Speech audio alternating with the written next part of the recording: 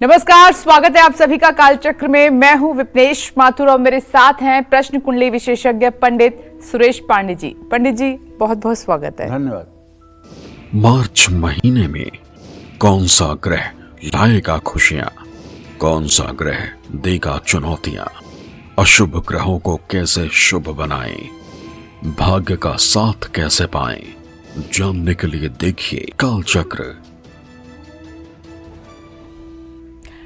जी हाँ, आज का कालचक्र आपके लिए बहुत ही खास होने वाला है, क्योंकि आज कालचक्र में पंडित जी आपको राशि अनुसार मार्च महीने के ग्रह गोचर के बारे में बताने वाले हैं। मार्च में कौन सा ग्रह आपके लिए शुभ साबित होगा और कौन सा ग्रह आपकी मुश्किलों को और बढ़ा देगा। मार्च में किन ग्रहों की कृपा से आप कामयाबी के शिखर पर पहुंच सकते हैं और कौन से ग्रह आपको अर्श से फर्श पर ला सकते हैं। मार्च में किस राशि पर कौन सा ग्रह पड़ेगा भारी और कौन से ग्रह बनाएंगे किस राशि को भाग्यशाली। मार्च में अपने ग्रहों की चाल और अपनी किस्मत का हाल जानने के लिए ध्यान से देखिए आज का कालचक्र। अपनी चर्चा की शुरुआत करें उससे पहले जान लेते हैं कि आज का शुभ मुहूर्त आप सभी के लिए क्या है।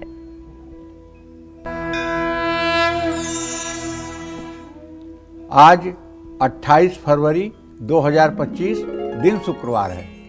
आज फाल्गुन शुक्ल पक्ष की प्रतिपदा तिथि रात 3:16 तक रहेगी। इसके बाद द्वितीया तिथि शुरू हो जाएगी। शतभिषा नक्षत्र दोपहर 1:40 तक, इसके बाद पूर्व भाद्रपद नक्षत्र शुरू होगा। सिद्ध योग रात 8:08 तक, इसके बाद साध्य योग शुरू होगा। आज के इसी क्रम में कुछ रोज की तरह अशुभ मुहूर्त भी हैं। जैसे शुक्रवार है तो राहु काल रहेगा सुबह 10:30 बजे से दोपहर 12 बजे तक और गुलिक काल रहेगा सुबह 9:40 तक।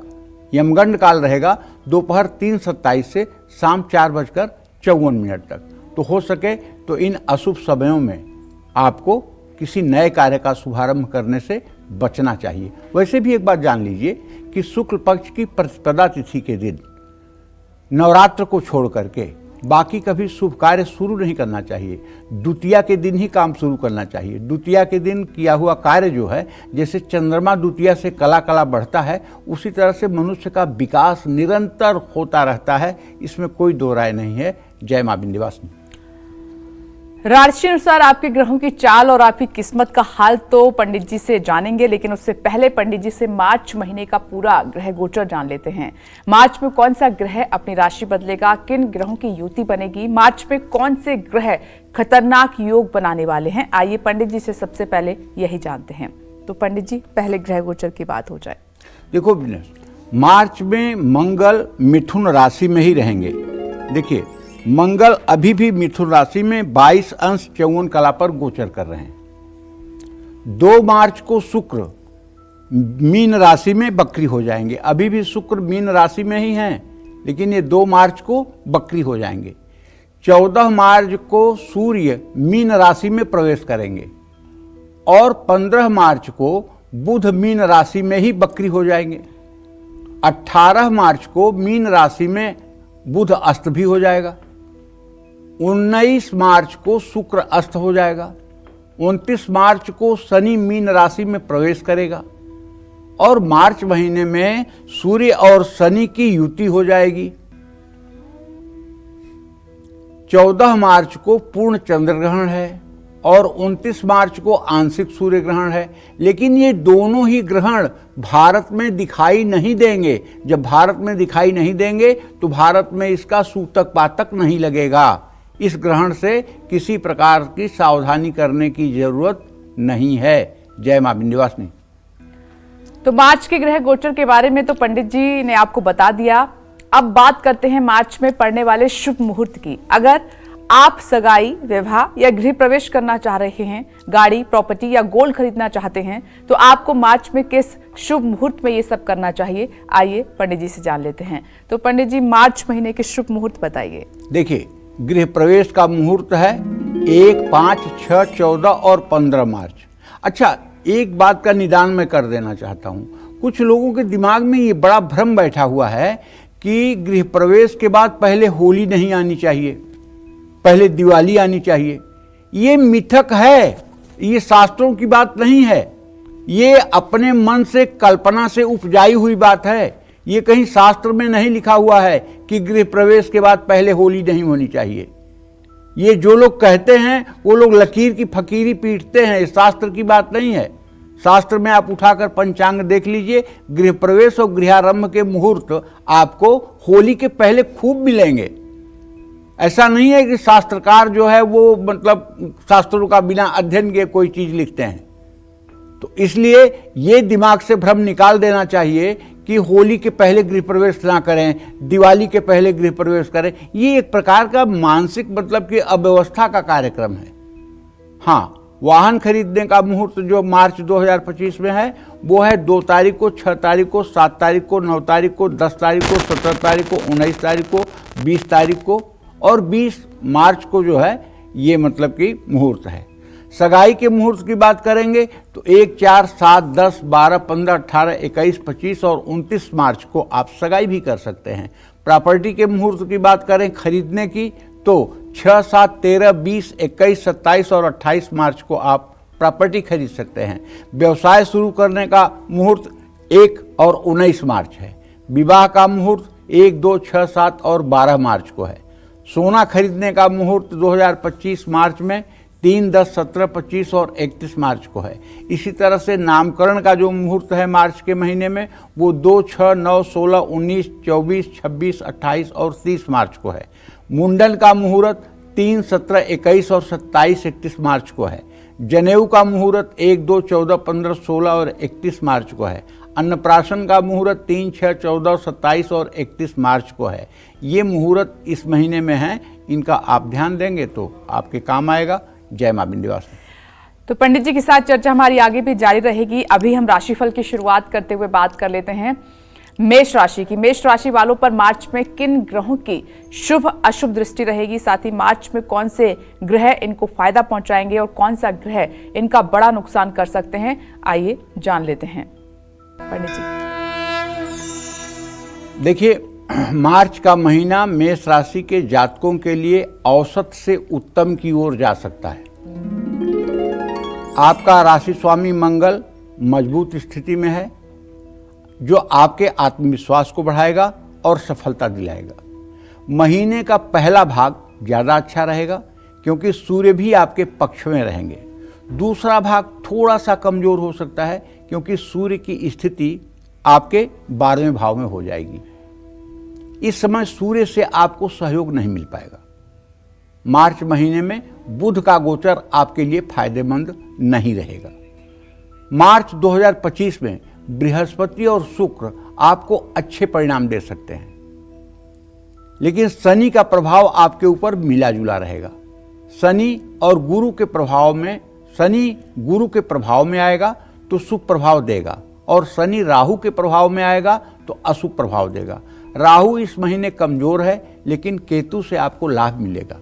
कुल मिलाकर यह गोचर के हिसाब से मार्च का महीना आपके लिए औसत से बेहतर रहेगा और कई मामलों में आपको सफलता दिलाएगा। आपको रोज स्नान करके सूर्य को अर्घ्य देने के बाद 1 माला गायत्री मंत्र जपने के बाद ओम नमो भगवते वासुदेवाय का मंत्र जप करना चाहिए और भगवान श्री कृष्ण की उपासना करनी चाहिए। अगर आप भगवान राम में अपनी रुचि रखते हैं तो भगवान राम की उपासना कर सकते हैं। देखिए, राम और कृष्ण में कोई भेद नहीं है। वही राम जी हैं, वही श्याम जी हैं, वही राधा जी हैं, वही सिया जी हैं। इनमें भेद नहीं है। बस ये है कि मतलब कि एक त्रेता में पैदा हुए थे, एक द्वापर में पैदा हुए थे। ये श्री हरि विष्णु के ही दोनों अवतार हैं, इसलिए इन लोगों में भेद करना बहुत गलत और अन्याय संगत है। जय मां विंध्यवासिनी। हम वृषभ राशि की आगे बात करेंगे, लेकिन इस वक्त एक कालचक्र दर्शक हमारे साथ जुड़ गई हैं सोनभद्र से। शालू जी, स्वागत आपका कार्यक्रम में। अपना प्रश्न पंडित जी से पूछिए। हेलो। हाँ, बोलो बेटा। नमस्ते पंडित जी, शालू पांडे बोल रहे हैं सोनभद्र से। क्या नाम है? शालू पांडे बोल रहे हैं सोनभद्र से। जी जी। हम अपने भाई के बारे में पूछना चाहते हैं और अपने मकान के बारे में। क्या हम भाई छोटा है कि बड़ा? भाई मुझसे छोटा है। उसका जन्म है 27 अप्रैल 1999 जी, दिन मंगलवार जी। उसकी 2 शादी हुई पंडित जी, फिर एक भी टिकी नहीं। तो क्या उसकी शादी होगी या नहीं? बेटा मंगल और शुक्र की चतुर्थ दशम स्थिति है। अगर शादी अभी रुक करके की जाए तो बहुत अच्छा रहेगा, क्योंकि जो स्थिति इसकी बन रही है मंगल शुक्र की वो गुप्त बहरा दृष्टि है। और मेरे हिसाब से अगर इनकी शादी 2025 में ना की जाए, फिर 2026 में की जाए और इनके लिए शुक्र ग्रह की शांति करवाई जाए तो हो सकता है इनका विवाह टिक जाए। संतोष जी इस वक्त रोहतक से हमारे साथ जुड़ गई हैं। आपका बहुत बहुत स्वागत है कार्यक्रम में। अपना सवाल पंडित जी से पूछिए। नमस्कार पंडित जी। हाँ, सदा सुखी रहिए संतोष। मेरा दोता है, उसकी डेट ऑफ बर्थ है 13 जुलाई 2009, 8:17 रात की, और महाराष्ट्र का जन्मदिन है जी। महाराष्ट्र का। और इसकी ये पढ़ाई में कैसा निकलेगा, इसका फ्यूचर कैसा होगा। दूसरा प्रश्न है, इसकी माँ की मैंने शादी की है, अभी 2 महीने हुए हैं, दूसरी शादी। तो इसकी बेटी के पास भी बच्चा है, उसके पास भी बच्चा है। शादी के बाद इनका तालमेल सही निकलेगा, इस बच्चे को सही तरीके से अपनाएंगे। देखो ऐसा है कि आपका जो नाती है, आपके बेटी का जो बेटा है, इसके पढ़ाई की जहाँ तक बात है, पढ़ाई तो इसकी अच्छी निकलेगी, लेकिन फिलहाल इसके जीवन में इतनी उथल पुथल की स्थिति चल रही है जिसके कारण इसका पढ़ाई में एकाग्र होना बड़ा मुश्किल लग रहा है, क्योंकि शनि और चंद्रमा पंचम से पंचम में बैठा हुआ है। अगर इसे सही परवरिश और सही मार्गदर्शन मिलेगा तो ये बच्चा योग्य निकलेगा, इसमें कोई दो राय नहीं है। जहाँ तक संतोष आपने अपने बेटी के फिर से विवाह करने के बारे में आपने जो बात पूछा है, शनि और चंद्रमा दोनों इस समय प्रश्नकाल में सूर्य के साथ हैं और शनि अस्त है। थोड़ा सा अगर आपकी बेटी एडजस्ट करेगी, सहनशीलता दिखाएगी तो वैवाहिक जीवन ठीक निकल सकता है। जय मां विंध्यवासिनी। चलिए आगे बढ़ते हैं और वृषभ राशि की अब बात कर लेते हैं। वृषभ राशि वालों को मार्च में किन ग्रहों से शुभ फल मिलेगा और कौन से ग्रह इनको बड़ा फायदा पहुंचाएंगे, आइए पंडित जी से जानते हैं।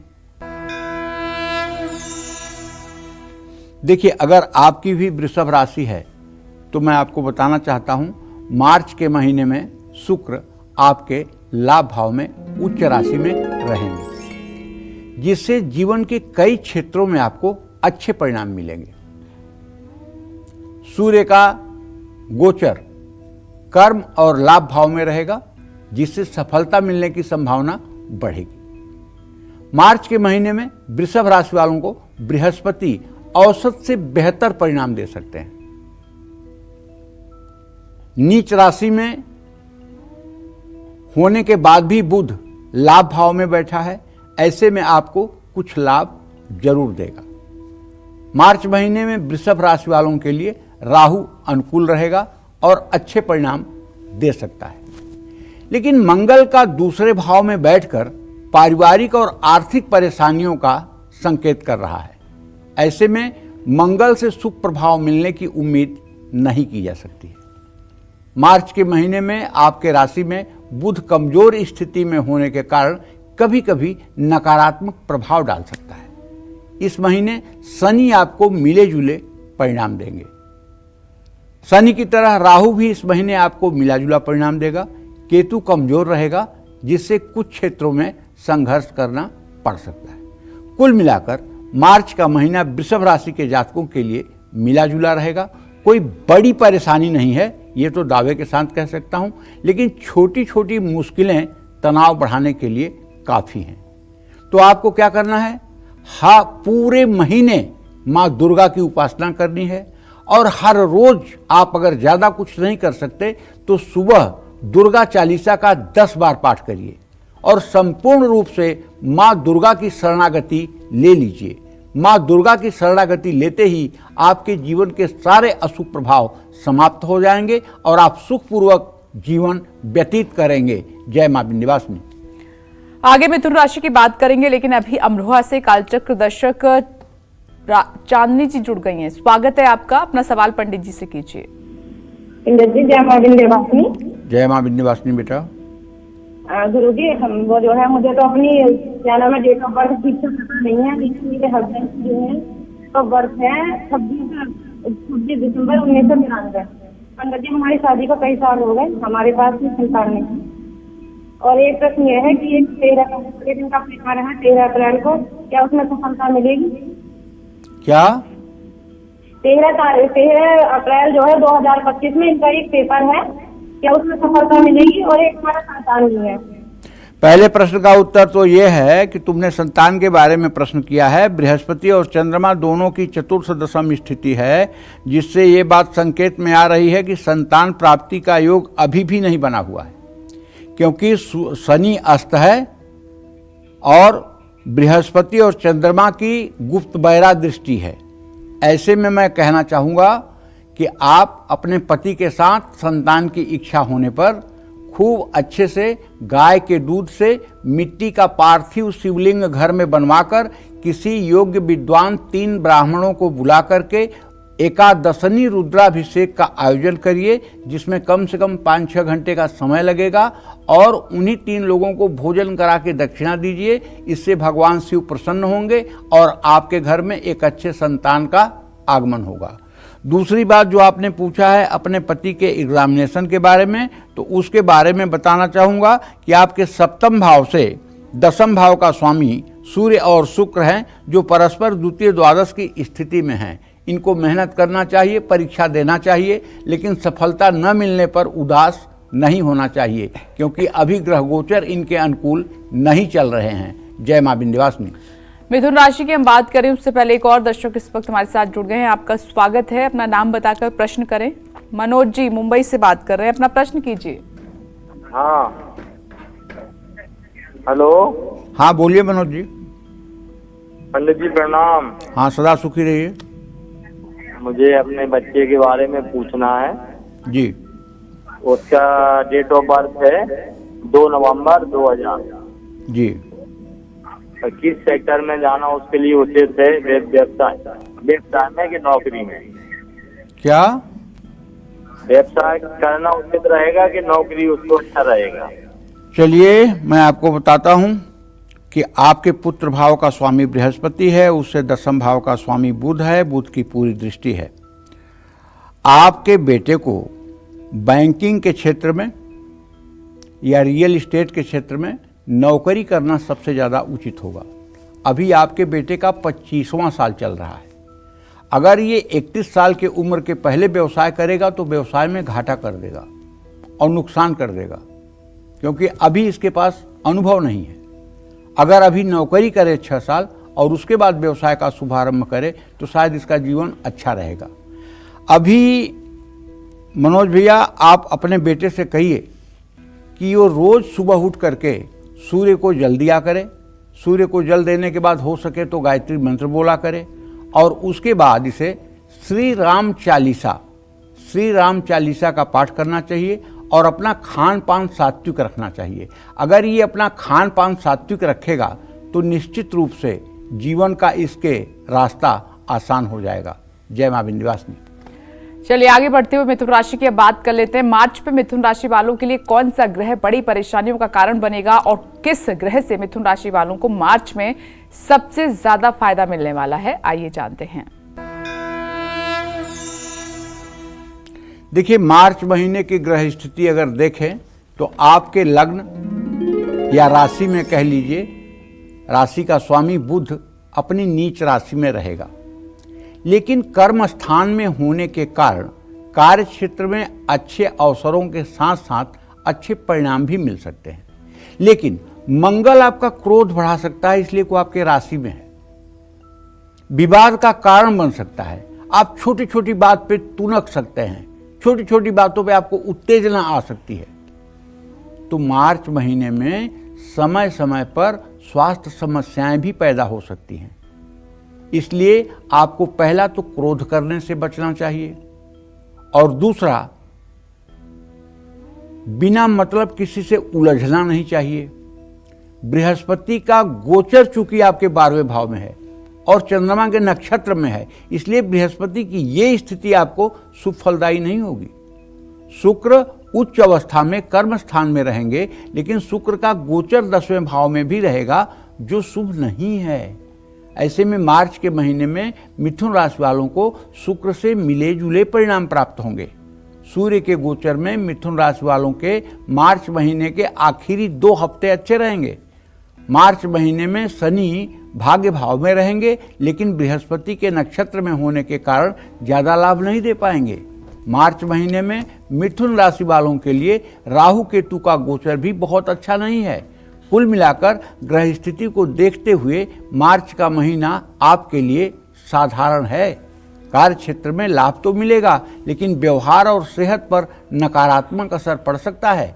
महीने का दूसरा भाग पहले भाग की तुलना में अच्छा रहेगा।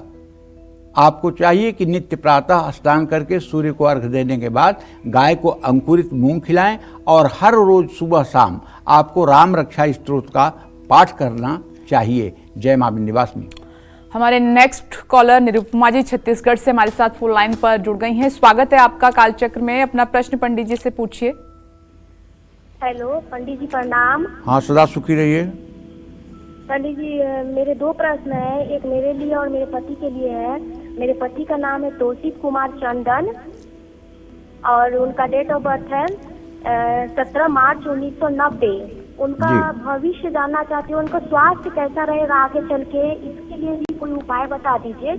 और दूसरा मेरा प्रश्न है कि मतलब मेरी स्वास्थ्य इधर बहुत ज्यादा ठीक नहीं रहती है, खराब हमेशा होते ही रह रहा है और मेरा भविष्य आगे कैसा रहेगा, इसका उपाय भी बता दीजिए। चलो निरुपमा जी, मैं आपको बताना चाहूँगा कि आपने पहला प्रश्न अपने पति के बारे में किया है। पति के भविष्य के बारे में प्रश्न है, तो इसके कारण पति भाव से द्वितीय भाव का स्वामी बुध और सप्तम भाव का स्वामी मंगल और बुध चतुर्थ दशम की स्थिति में है। अभी आपके पति का वर्तमान समय ठीक नहीं है। अभी इनको स्वास्थ्य समस्याएं परेशान कर रही हैं। ऐसे में रक्त जनित बीमारियां, नसों में खिंचाव, स्किन में एलर्जी, शरीर में थकान, दर्द की स्थिति, शारीरिक कमजोरी, ये सारे लक्षण इस समय विद्यमान हैं और इन लक्षणों से मुक्ति पाने में कम से कम अभी 90 दिन के समय लगेंगे। तो पहला काम आपके पतिदेव को करना चाहिए कि जो नवरात्र का महीना आ रहा है 30 मार्च से, नवरात्र के महीने में आप पूरे 9 दिन के इनसे व्रत करवाइए और हर साल ये दोनों नवरात्र के व्रत करें और भगवती दुर्गा की आराधना करें। इससे इनका स्वास्थ्य और भविष्य दोनों ठीक रहेगा। आपने जो अपने बारे में प्रश्न पूछा है तो उसके बारे में बताऊं कि आपके नसों में खिंचाव होता है, आपकी शीत प्रकृति है जिसके कारण आपके शरीर में कमजोरी महसूस होती है, हड्डियों में समस्या आपको महसूस हो रही है इतनी कम उम्र में। अगर आप रविवार के दिन सूर्य को जल देना शुरू करें और रविवार के दिन व्रत करना शुरू करें, रविवार के दिन केवल फलाहार खाएं और ये उपाय आप 1 साल तक कर लें तो मेरा दावा है कि आपकी सारी बीमारी दूर हो जाएगी और आप सुखपूर्वक जीवन व्यतीत करेंगी। इसमें कोई संशय नहीं है। जय मां विंध्यवासिनी। चलिए आगे बढ़ते हैं, कर्क राशि की बात कर लेते हैं। मार्च में कर्क राशि वालों को कौन सा ग्रह कष्ट देगा, कौन सा ग्रह सामान्य फल देगा और कौन सा ग्रह आपका भाग्योदय कराएगा, आइए जान लेते हैं। मार्च के महीने में अगर कर्क राशि के ग्रहों की स्थिति देखी जाए तो ये महीना कर्क राशि के जातकों के लिए सामान्य है। क्यों? क्योंकि बृहस्पति आपके लाभ भाव में रहेंगे जो आपके लिए अच्छे परिणाम देंगे और मुश्किल समय में मदद करेंगे। मुश्किल समय में कोई गुरु या कोई आपका मार्गदर्शक आपके लिए सहायक होगा। बृहस्पति खुद थोड़ी आकाश से उतर कर आएंगे आपको कुछ मदद करने के लिए, नहीं। जो गुरु होगा, गुरु जैसा होगा, जो आपका आदरणीय होगा, जो आपका सम्मानीय व्यक्ति होगा, वो आपके जीवन में सहयोगी बन जाएगा। शुक्र आपका साथ देंगे, भाग्य को बल मिलेगा। इसका मतलब जीवन साथी और जीवन संगिनी का सहयोग भरपूर रहेगा। शनि और राहु इस महीने आपको अचानक लाभ दे सकते हैं, अर्थात आपके अंडर में जो काम करने वाले लोग हैं वो आपके लिए वरदान बन सकते हैं। हालांकि शनि और राहु से बहुत ज़्यादा लाभ मिलने की उम्मीद नहीं है। मार्च महीने में मिथुन राशि वालों को केतु से औसत लाभ मिलने की उम्मीद है।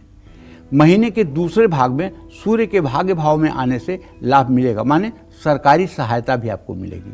लेकिन मार्च महीने में मंगल 12वें भाव में गोचर करेंगे जो आपका संघर्ष बढ़ाएंगे। बुध नीच अवस्था में भाग्य भाव में रहेगा जो भाग्य को कमजोर कर सकता है। सूर्य महीने के पहले हिस्से में 8वें भाव में रहेंगे। इस स्थिति में सूर्य कमजोर माना जाता है। कुल मिलाकर ये महीना आपका सामान्य है। संघर्ष और परेशानियां रहेंगी, लेकिन गुरु और शुक्र आपकी मदद करेंगे। मतलब किसी भद्र महिला और किसी भद्र पुरुष के द्वारा आपकी समस्याओं का निदान होगा, जिससे आपका जीवन थोड़ा बेहतर होगा। आपको भगवान शिव की खूब उपासना करनी चाहिए, शिवालय में जाना चाहिए, साफ सफाई मंदिर का करना चाहिए, भगवान शिव को जल, दूध, बेलपत्र चढ़ाना चाहिए, घी का दिया जलाना चाहिए, गुड़ का भोग लगाना चाहिए, और हो सके अगर समय हो आपके पास तो वहीं शिव मंदिर में बैठ करके ओम नमः शिवाय का जप भी करना चाहिए। जय मां विंध्यवासिनी। फिलहाल वक्त हो गया एक छोटे से ब्रेक का। ब्रेक के बाद पंडित जी से जानेंगे सिंह से लेकर मीन राशि वालों पर मार्च में किन ग्रहों का बुरा साया रहेगा और कौन से ग्रह मार्च में इनकी किस्मत खोल देंगे। आप बने रहिए हमारे साथ और देखते रहिए कालचक्र।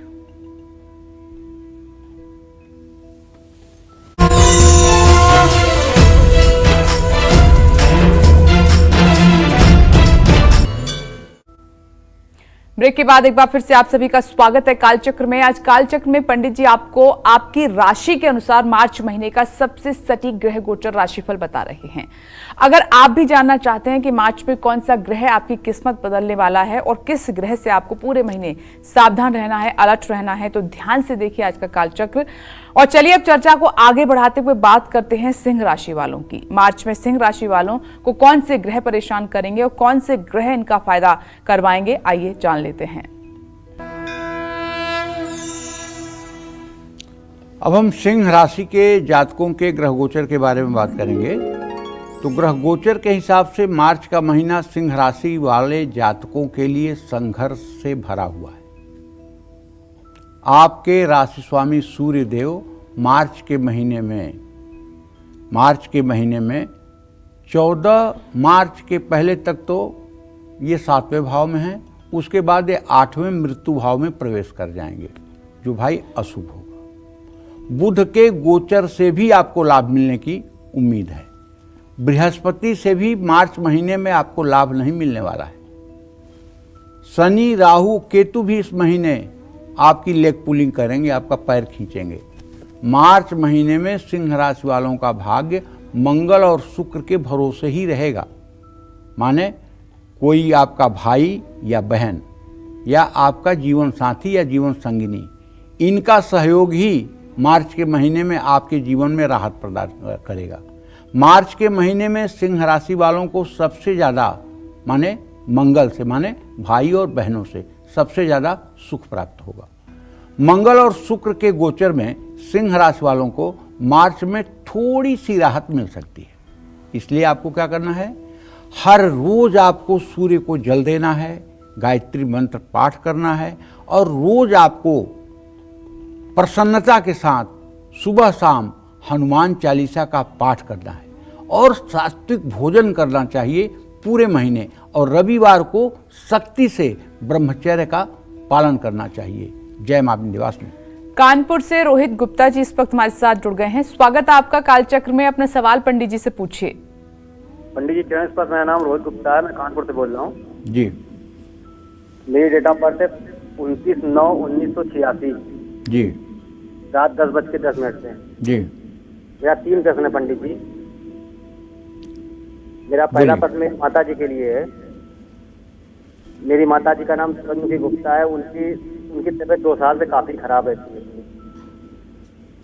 और मेरा दूसरा प्रश्न मेरी बहन के लिए है। मेरी बड़ी बहन, उनका नाम रेखा गुप्ता है। उनकी डेट ऑफ बर्थ है 5/2/1980। उनकी शादी को 2 साल हो गया, उनको संतान की प्राप्ति नहीं हो रही। और तीसरा प्रश्न क्या है? ना तो मैं नौकरी कर पा रहा हूँ, ना मैं बिजनेस कर पा रहा हूँ। मैं समाज में, परिवार में सबसे पिछड़ा व्यक्ति हूँ।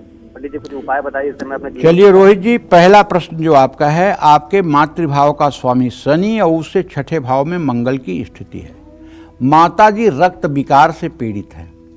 ऐसे में ब्लड प्रेशर, शुगर, नसों का खिंचाव, ये सारे रोग होते हैं, और जिससे मतलब कि ना तो वो बहुत सीरियस हो पा रही हैं और ना तो बहुत मतलब कि अच्छी हो पा रही हैं।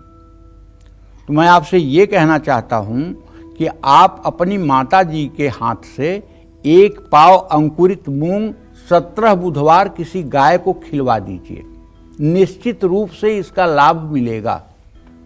दूसरी बात, माता जी से कहिए कि अगर संभव हो सके तो घर में ही बैठे बैठे हर समय जब भी संभव हो राम राम राम राम राम राम इस मंत्र का हर समय जप करें। इससे क्या होगा कि रोग शांत तो होगा, लेकिन इससे अगला जन्म भी सार्थक होगा। दूसरी बात, जो आपने अपनी बहन के बारे में प्रश्न किया है, तो रोहित मैं बताना चाहूँगा कि आपके बड़ी बहन के भाव का स्वामी बृहस्पति है, उससे पंचम भाव का स्वामी मंगल है। मंगल बृहस्पति की द्वितीय द्वादश स्थिति है। आपकी बहन 44 साल की हो गई है, जिसके कारण संतान प्राप्ति में बाधा आ रही है, संतान प्राप्ति नहीं हो रही है। अगर इन्हें संतान प्राप्ति के लिए प्रयत्न करना चाहिए तो मेरी समझ से इनको संतान प्राप्ति के लिए ओम क्लीम देवकी सुत गोविंद वासुदेव जगतपते देहि में तनयम कृष्ण त्वामहम शरणम गतः क्लीम ओम, इस मंत्र का इन्हें पति पत्नी दोनों को 10-10 माला जप 125 दिन करना चाहिए और 125वें दिन हवन करा करके और कम से कम 1-2 ब्राह्मणों को भोजन करा के दक्षिणा देनी चाहिए, तब जाकर के संतान का योग बनेगा। और जो आपने अपने बारे में पूछा है रोहित की, मतलब कि ना आप व्यवसाय कर पा रहे हो ना आप नौकरी कर पा रहे हो, दसम भाव का स्वामी तुम्हारे मंगल है और शनि से पंचम नवम की स्थिति में है। कर तो सब कुछ सकते हो, लेकिन दिमाग स्थिर नहीं है। दिमाग आपका स्थिर नहीं है क्योंकि शनि चंद्रमा के साथ है, निगेटिविटी बहुत ज़्यादा आपके ऊपर हावी है। तो मैं ये कहना चाहता हूँ कि आपके जो दसम भाव का स्वामी मंगल है, तो आप क्यों नहीं किसी मतलब कि जो है मेटल से रिलेटेड व्यवसाय करते हैं, जैसे पीतल, तांबा, इन सब चीज़ों का व्यवसाय आप क्यों नहीं करते हैं। अगर इन सब चीज़ों का आप व्यवसाय करें तो आपको सफलता मिलेगी और आप कभी नहीं पीछे मुड़ के देखेंगे। या अगर नौकरी की बात है तो रोहित मैं तो कहूँगा कि नौकरी में आपको कोई विशेष लाभ नहीं मिलेगा और नौकरी में इतना कम पैसा आपको मिलेगा जिससे आप अपनी लायबिलिटी नहीं पूरी कर पाएंगे, इसलिए आपको व्यवसाय करना चाहिए। हाँ, अगर मेटल का व्यवसाय आपके लिए भारी पड़ता हुआ दिखाई दे रहा है तो मैं आपको एक सलाह दूसरा ये दूंगा कि आप दाल का व्यवसाय करिए, जैसे मूंग की दाल, मसूर की दाल, अरहर की दाल, उड़द की दाल, दाल का प्रोडक्शन अपने से करिए और इसको मतलब कि दुकानों पर आप सेल करिए, इसमें भी आपको बहुत अच्छा लाभ मिल सकता है। जय मां विंध्यवासिनी। और अब बात करते हैं कन्या राशि की। कन्या राशि वालों को मार्च में किन ग्रहों से अशुभ फल मिलेगा और कौन से ग्रह इनको बड़ा फायदा पहुंचाएंगे, आइए जान लेते हैं। देखिए, कन्या राशि के जातकों को बताना चाहूंगा कि आपके 7वें भाव में बुध शुक्र की स्थिति है, जिसमें बुध नीच राशि में है, जो शुभ फल नहीं देगा। महीने के पहले भाग में सूर्य से शुभ फल मिलेगा, जबकि दूसरे भाव में सूर्य कमजोर स्थिति में रहेंगे। मार्च महीने में कन्या राशि वालों को मंगल से मिला जुला परिणाम प्राप्त होगा। कन्या राशि वालों को राहु और केतु से कुछ मुश्किलों का सामना करना पड़ सकता है। मार्च महीने में कन्या राशि वालों को बृहस्पति से लाभ मिलने की आशा है। शुक्र भी आपको अच्छे परिणाम देंगे। ऐसा इसलिए कह रहा हूं ना कि आपके 7वें भाव में शुक्र उच्च का है और उसकी पूरी दृष्टि आपके राशि पर है। और अगर देखा जाए तो बृहस्पति और शुक्र का भी स्नेहा दृष्टि से इत्तेसाल हो रहा है, तो इसका मतलब कि शुक्र आपके लिए पॉजिटिव रहेगा। शनि की दृष्टि भी आपको आपकी मुश्किलों को थोड़ा कम करने में सहायता करेगी। कुल मिलाकर महीने का पहला पार्ट जो 14 मार्च तक है, ये कम ठीक है, दूसरे भाग की तुलना में ये अच्छा साबित होगा। भगवान श्री हरि विष्णु की उपासना करिए, विष्णु सहस्त्र नाम या गोपाल सहस्त्र नाम का पाठ करिए, इससे सारे अमंगल समाप्त होंगे और आपका भाग्योदय होगा। जय मां विंध्यवासिनी। आइए अब तुला राशि की बात कर लेते हैं। मार्च में किन ग्रहों का साथ आपको मिलेगा, कौन से ग्रह इनकी जिंदगी संवार देंगे और कौन से ग्रह इनका काम बिगाड़ सकते हैं, जानते हैं। देखिए, तुला राशि के जातकों को बताना चाहूँगा कि ग्रह गोचर को अगर देखा जाए तो शुक्र उच्च अवस्था में रहेंगे, लेकिन 6ठे भाव में भाई, जो शत्रु का और रोग का स्थान है, तो इसलिए बहुत पॉजिटिव तो रिस्पांस नहीं आ सकता। हाँ, अगर आप बालक हैं, 15-16 साल की उम्र के नीचे हैं तो कुछ बुरा नहीं होना है, लेकिन अगर आप 16 साल से 40 साल के बीच में हैं तो कुछ उलझनें होंगी। अगर आप 40 साल से ऊपर हैं और ज़्यादा उम्र के हैं तो भी आपके लिए सामान्य फल होगा, क्योंकि ऐसा है कि एक राशि के तो कम से कम 12 करोड़ लोग होते हैं ना, तो 12 करोड़ में कोई ताज़ा पैदा हुआ बच्चा है, कोई 25 साल का है, कोई 12 साल का है, कोई 80 साल का है, तो ऐसा नहीं कि सबके लिए वही फल देगा। ये जो मैं आपको बता रहा हूँ ये ज़्यादा करके 12 साल से लेकर के और 60 साल वालों के ऊपर ये बातें ज़्यादा घटित होंगी। नीचे ऊपर वालों के ऊपर अगर कम घटित हो तो उसको मत देखिएगा, क्योंकि हम प्रोफेशन को देख रहे हैं, हम आजीविका को देख रहे हैं, और आजीविका 12 साल के बच्चे की क्या होगी या 70 साल के बूढ़े की क्या होगी। तो ये बात, मंगल 9वें भाव में रहेंगे लेकिन इससे आपको कोई शुभता की उम्मीद नहीं रहेगी। 5वें भाव में बैठा शनि आपकी मुश्किलों का बढ़ाने का काम करेगा। केतु भी आपको दुविधा की स्थिति में रख सकता है, लेकिन मार्च महीने में तुला राशि को सूर्य से लाभ मिल सकता है। सूर्य 6ठे भाव में बुध के साथ होने से आपकी स्थिति अच्छी रहेगी, क्योंकि 6ठे का सूर्य अच्छा होता है, लेकिन नीच का होने के कारण बुध आपको बहुत ज़्यादा फायदा नहीं पहुंचा पाएंगे। मतलब अगर मामा से कोई काम आपका होना है तो वो नहीं सहयोग करेंगे आपका, ये देख लीजिएगा इस महीने में। 8वें भाव में होने से बृहस्पति कमजोर स्थिति में रहेंगे, लेकिन चंद्रमा के नक्षत्र में रहने से कभी कभी अच्छा परिणाम भी देंगे। राहु से इस महीने तुला राशि के जातकों को अच्छे परिणाम प्राप्त करने की उम्मीद हो सकती है। महीने के पहले भाग में सूर्य का गोचर कमजोर रहेगा, लेकिन दूसरे भाग में सूर्य से आपको लाभ मिल सकता है। मार्च महीने में तुला राशि के ज़्यादातर ग्रह कमजोर हैं और औसत फल दे सकते हैं। ऐसे में मार्च महीने में तुला राशि के जातक किसी बड़े और सकारात्मक बदलाव की उम्मीद ना करें। हर रोज आपको माँ भगवती दुर्गा की आराधना करनी चाहिए। दुर्गा अष्टोत्तर शतनाम का पाठ करना चाहिए और कवच का पाठ करना चाहिए। घर से निकलने के पहले अगर आप कवच का संस्कृत में पाठ करके निकलेंगे तो मैं दावे के साथ कह सकता हूँ बुरा से बुरा समय भी आपका अच्छा हो जाएगा, इसमें कोई संदेह नहीं है। जय मां विंध्यवासिनी। वृश्चिक राशि की हम बात करें, लेकिन पंजाब से कॉलर ममता जी जुड़ गई हैं। स्वागत है आपका कालचक्र में। अपना सवाल पंडित जी से पूछिए। प्रणाम पंडित जी। सुखी रहिए ममता जी। पंडित जी मैं पंजाब से बोल रही हूँ, पर मेरा जन्म बिहार के दरभंगा जिले में हुआ है। जी जी जी, मेरा जन्म 17 सितंबर 1972 दिन के 12 बजे का है।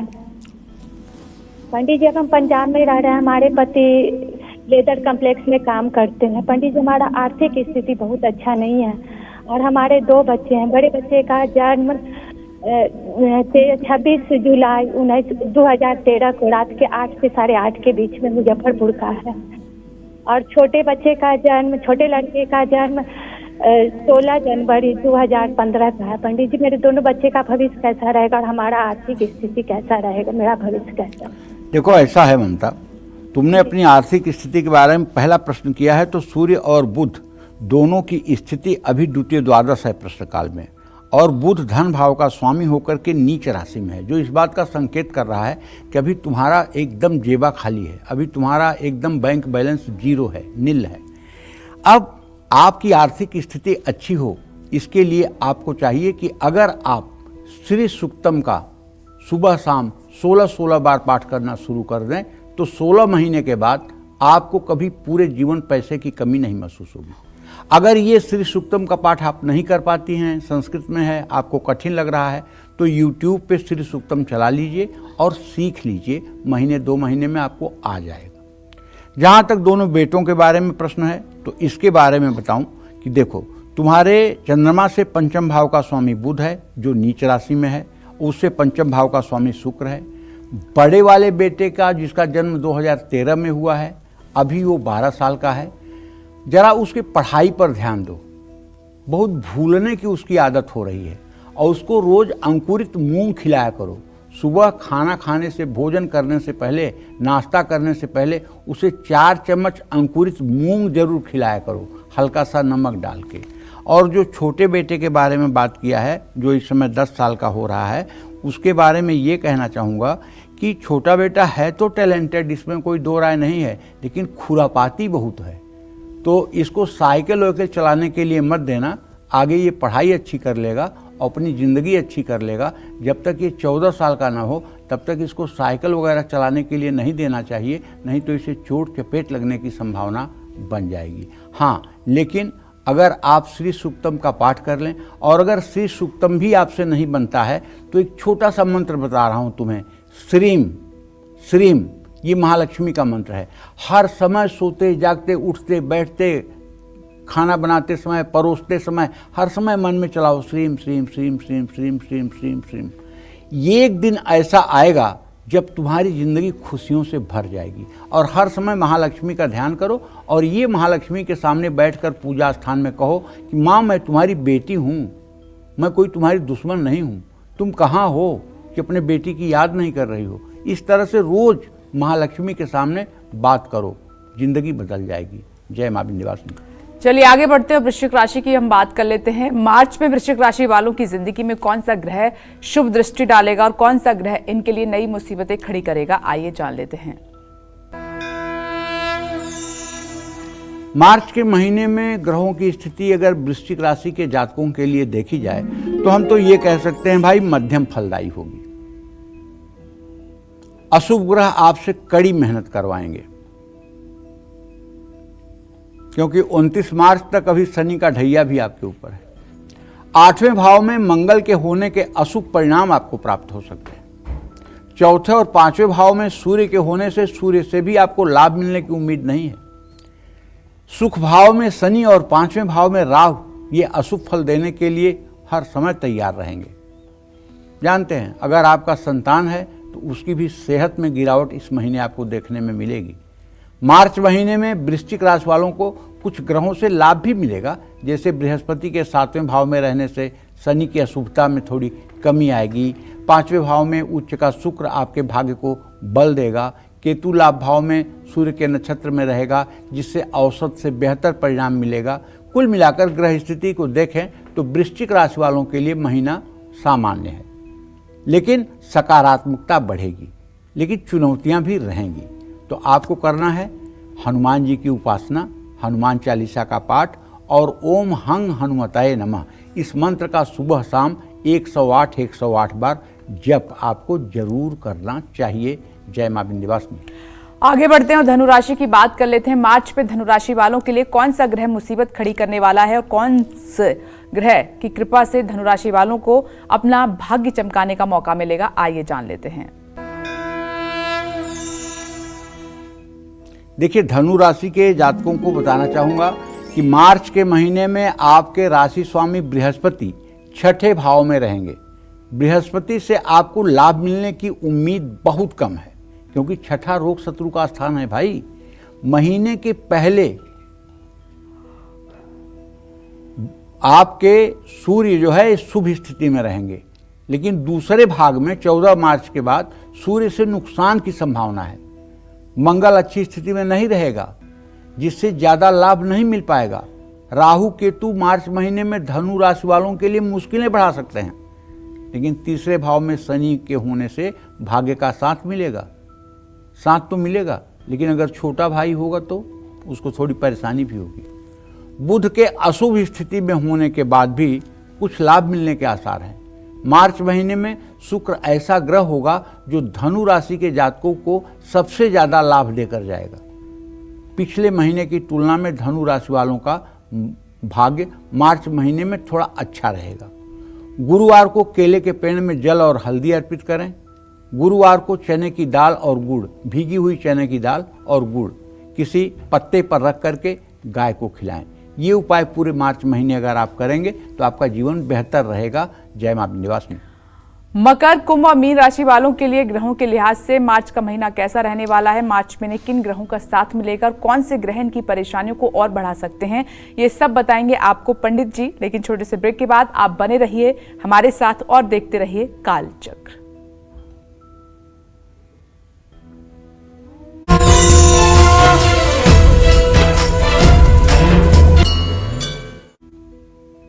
ब्रेक के बाद स्वागत एक बार फिर से आप सभी का कालचक्र में। चलिए बिना वक्त गवाए बात करते हैं मकर राशि वालों की। मकर राशि वालों को मार्च में किन ग्रहों से शुभ फल मिलेगा और कौन से ग्रह इनको फायदा पहुंचाएंगे, आइए जान लेते हैं। देखिए, मार्च के महीने में मकर राशि के जातकों की बात करूं तो मैं बताना चाहूँगा कि मार्च महीने में बुध का गोचर आपके लिए शुभ नहीं है, क्योंकि बुध आपके तृतीय भाव में नीच राशि में गोचर कर रहे हैं। दूसरे भाव में शनि होने से आपको नुकसान की संभावना है। केतु का गोचर कुछ कमजोर और मुश्किल भरे पल दे सकता है, लेकिन मार्च महीने में मकर राशि वालों को दूसरे भाग में माने 14 मार्च के बाद छठे भाव में बैठकर मंगल का भी साथ मिलेगा। पांचवें भाव में बृहस्पति आप पर शुभ प्रभाव डालेंगे। तीसरे भाव में शुक्र आपको सुख और संपन्नता बढ़ाएंगे। शनि अपनी ही राशि में रहकर आपके भाग्य को बल देगा। राहु भी आपके लिए इस महीने शुभ साबित होगा। तो आपको क्या करना है, हर रोज आपको रविवार को छोड़ करके पीपल के पेड़ में सुबह जल देना चाहिए और शनिवार की शाम पीपल के पेड़ के नीचे सरसों के तेल का दिया जलाना चाहिए। और अगर हो सके तो शनि चालीसा का वहीं पीपल के पेड़ के नीचे सूर्यास्त से पहले पाठ भी एक बार कर लेना चाहिए। इससे सब मजबूती आ जाएगी। जय मां विंध्यवासिनी। कुंभ राशि की हम बात करेंगे, लेकिन हिमाचल प्रदेश से अनीता शर्मा जी हमारे साथ जुड़ गई हैं। स्वागत है आपका। सवाल पूछिए अपना पंडित जी से। हेलो। हाँ बेटा। पंडित जी प्रणाम। हाँ, खुश रहिए। मैं हिमाचल से अनीता बोल रही हूँ जी। मेरे दो प्रश्न हैं सर, बच्चों के बारे में। अच्छा, ठीक है, बताइए। मैं लड़की की शादी के लिए बड़ी है ना, उसकी डेट ऑफ बर्थ है 25/8/91। वो उसके गवर्नमेंट जॉब के बारे में पूछना था मैंने। और लड़का छोटा है गगन कुमार 23/5/93। उसकी शादी नहीं हुई है जी। और गवर्नमेंट जॉब के बारे में कुछ उपाय बताएं। देखिए, ऐसा है, जहाँ तक बेटी के बारे में आपने पूछा है अनीता जी, तो मैं बताऊं कि इसके आजीविका भाव का स्वामी शुक्र है। सूर्य और शुक्र की स्थिति द्वितीय द्वादश की है। सरकारी नौकरी का योग तो बनता हुआ बहुत क्षीण दिखाई दे रहा है, उम्मीद न के बराबर है। और जहाँ तक बेटे के बारे में आपका प्रश्न है, तो चंद्रमा से पंचम भाव का स्वामी बुध है और उसे दसम भाव का स्वामी बुध बृहस्पति। 9 जून 2025 के बाद बेटा किसी सरकारी संस्था में कार्यरत हो सकता है, लेकिन 9 जून 2025 तक अभी कुछ नहीं होना है। हाँ, बेटी को सफलता प्राप्त करने के लिए ओम घृणी सूर्याय नमः इस मंत्र का 10 माला जप 31 दिन करना चाहिए।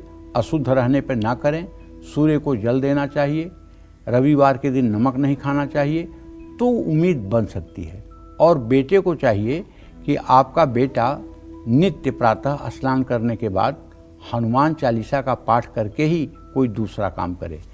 इसके अंदर टैलेंट है, ये निकाल लेगा नौकरी, लेकिन अभी 9 जून तक का विलंब हो सकता है। जय मां विंध्यवासिनी। आइए कुंभ राशि की बात करते हैं। कुंभ राशि वालों को मार्च में किन ग्रहों का साथ मिलेगा, कौन से ग्रह इनकी जिंदगी संवार देंगे और कौन से ग्रह इनका काम बिगाड़ सकते हैं, आइए जान लेते हैं। मार्च के महीने में कुंभ राशि वालों पर ग्रह स्थिति का कैसा प्रभाव रहेगा, ये मैं आपको बताना चाहता हूँ। इस महीने लग्न में शनि के बृहस्पति के नक्षत्र में होने से लाभ नहीं मिलेगा। पूरे महीने सूर्य भी अनुकूल परिणाम नहीं दे पाएंगे। 5वें भाव में मंगल होने से लाभ कम मिलने के आसार हैं। नीच का बुध आपकी मुश्किलें बढ़ाने का काम करेगा और बृहस्पति भी 4थे भाव में बैठकर कमजोर ही रहेंगे। राहु केतु भी आपको इस महीने भ्रमित करने का काम करेंगे, लेकिन शुक्र मार्च के महीने में उच्च अवस्था में हैं, जिससे आपको थोड़ा लाभ मिलेगा। मार्च का महीना कुंभ राशि वालों के लिए संघर्ष और मुश्किलों से भरा हो सकता है। सिर्फ शुक्र का साथ आपको मिलता हुआ दिखाई दे रहा है। भाग्य के भरोसे ना रहें, नेगेटिविटी बढ़ सकती है। इस महीने आपको अपने धैर्य और समझदारी का परिचय देना होगा। हर रोज सुबह माँ लक्ष्मी की उपासना करनी चाहिए। श्री सूक्तम और कनक धारा स्तोत्र का पाठ करना चाहिए। जय माँ विंध्यवासिनी। और इस वक्त मेरठ से हमारे साथ एक दर्शक जुड़ गई हैं। आपका बहुत बहुत स्वागत है कालचक्र में। अपना नाम बताकर प्रश्न कीजिए। अनीता जी, माफ कीजिएगा, मोनिका जी। हाँ जी पंडित जी प्रणाम। हाँ, सुखी रहिए मोनिका। हाँ जी पंडित जी, मेरा पहला प्रश्न है मेरे बड़े भाई के लिए। उनका नाम है अश्वनी गुप्ता और जन्म तिथि है 17 नवंबर 1985 सुबह 8:30 बजे। सर उनकी पंडित जी उनकी हेल्थ और शादी के लिए पूछना है और फाइनेंस के लिए भी पूछना है।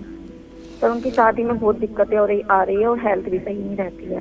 देखो मोनिका, ऐसा है कि तुम्हारे बड़े भाई के भाव का स्वामी बुध है जो नीच राशि में और इस समय मीन राशि में गोचर कर रहा है। ऐसे में छठे भाव का स्वामी मंगल है। तो मतलब कि आपके भाई के शरीर में ऐसे ऐसे रोग हैं जो मतलब कि डिटेक्ट नहीं हो रहे हैं। कभी हल्का सा बुखार रहेगा, कभी थूक बनना बंद हो जाएगा, कभी हल्का सा शरीर गर्म रहेगा, कभी बॉडी पेन रहेगा, कभी पेट में डाइजेशन की प्रॉब्लम रहेगी। मतलब अनेक प्रकार के शारीरिक व्याधाएं इनके स्वास्थ्य में हैं, जिससे इनके चेहरे पर बिल्कुल चमक नहीं है, हर समय उदासी दिखती है। और अब ये 39 साल के हो रहे हैं। इनके विवाह में महाविलंब हो चुका है। ऐसे में शनि और सूर्य दोनों ग्रहों की स्थिति कुंभ राशि में है। अभी 29 मार्च 2025 के बाद ही विवाह की उम्मीद की जा सकती है। और विवाह में भी मुझे शनि की स्थिति देखकर ये लगता है किसी डाइवोर्सी लड़की से ही विवाह हो पाएगा। किसी कुंवारी लड़की से विवाह होने का योग नहीं है। इनको चाहिए कि ये हर शनिवार की शाम पीपल के नीचे 7 सरसों के तेल के दिए जलाएं और पीपल की 7 परिक्रमा करें। इससे इनकी सेहत भी ठीक होगी और आगे चल के इनकी मैरिड लाइफ भी ठीक हो सकती है। जय मां विंध्यवासिनी। मार्च में मीन राशि वालों के लिए कौन सा ग्रह शुभ साबित होगा और कौन सा अशुभ, और किस ग्रह के प्रभाव से मीन राशि वाले मार्च में खूब नाम कमाएंगे और कौन सा ग्रह इनके लिए मुसीबत खड़ी कर सकता है, ये सब जानेंगे पंडित जी से। लेकिन इस छोटे से ब्रेक के बाद आप बने रहिए हमारे साथ और देखते रहिए काल चक्र।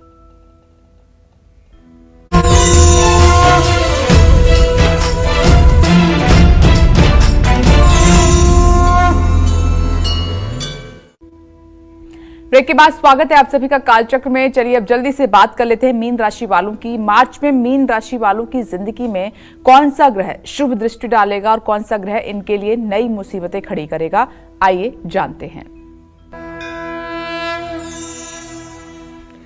देखिए, मार्च के महीने में मीन राशि के जातकों के 4 ग्रह मुश्किल बढ़ाने वाले हैं। पूरे महीने सूर्य से आपको कोई सुख मिलने की उम्मीद नहीं है। चौथे भाव में मंगल अमंगल करने की स्थिति में रहेगा।